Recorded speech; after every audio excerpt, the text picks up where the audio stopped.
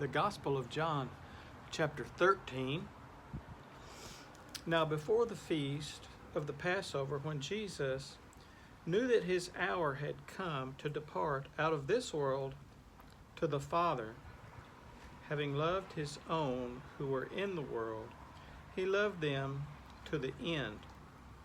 During supper, when the devil had already put it into the heart of Judas Iscariot, Simon's son, to betray him, Jesus, knowing that the Father had given all things into his hands and that he had come from God and was going back to God, rose from supper.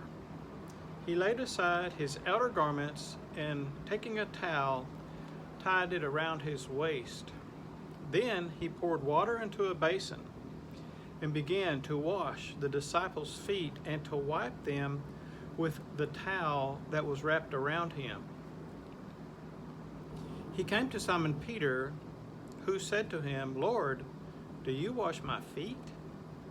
Jesus answered him, "What I am doing you do not understand now, but afterward you will understand." Peter said to him, "You shall never wash my feet." Jesus answered him, "If I do not wash you, you have no share with me." Simon Peter said to him, "Lord, not my feet only, but also my hands and my head." Jesus said to him, "The one who has bathed does not need to wash except for his feet, but is completely clean, and you are clean, but not every one of you."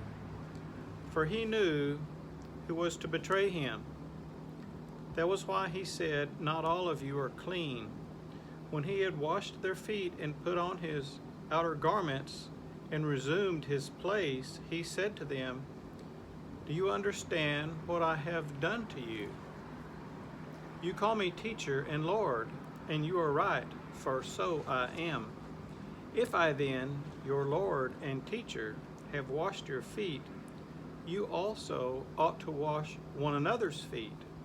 For I have given you an example that you also should do just as I have done to you. Truly, truly, I say to you, a servant is not greater than his master, nor is a messenger greater than the one who sent him. If you know these things, blessed are you if you do them. I am not speaking of all of you. I know whom I have chosen, but the scripture will be fulfilled.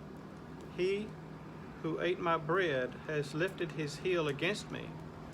I am telling you this now, before it takes place, that when it does take place, you may believe that I am he.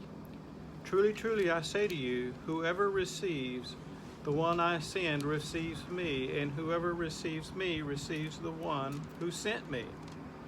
After saying these things, Jesus was troubled in his spirit and testified, "Truly, truly, I say to you, one of you will betray me." The disciples looked at one another, uncertain of whom he spoke. One of his disciples, whom Jesus loved, was reclining at table at Jesus' side. So Simon Peter motioned to him to ask Jesus of whom he was speaking. So that disciple, leaning back against Jesus, said to him, "Lord, who is it?" Jesus answered, "It is he to whom I will give this morsel of bread when I have dipped it." So when he had dipped the morsel, he gave it to Judas, the son of Simon Iscariot. Then, after he had taken the morsel, Satan entered into him. Jesus said to him, "What you are going to do, do quickly."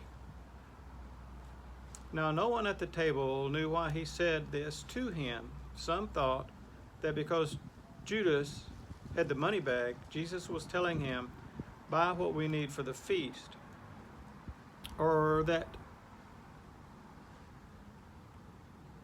he should give something to the poor. So after receiving the morsel of bread, he immediately went out, and it was night.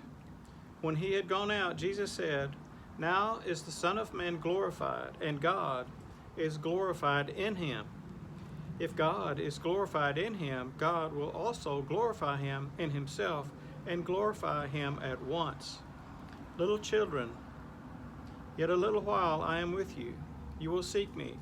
And just as I said to the Jews, so now I also say to you, where I am going, you cannot come. A new commandment I give to you, that you love one another, just as I have loved you. You also are to love one another. By this, all people will know that you are my disciples, if you have love for one another." Simon Peter said to him, "Lord, where are you going?" Jesus answered him, "Where I am going, you cannot follow me now, but you will follow afterward." Peter said to him, "Lord, why can I not follow you now? I will lay down my life for you." Jesus answered, "Will you lay down your life for me? Truly, truly, I say to you, the rooster will not crow until you have denied me 3 times.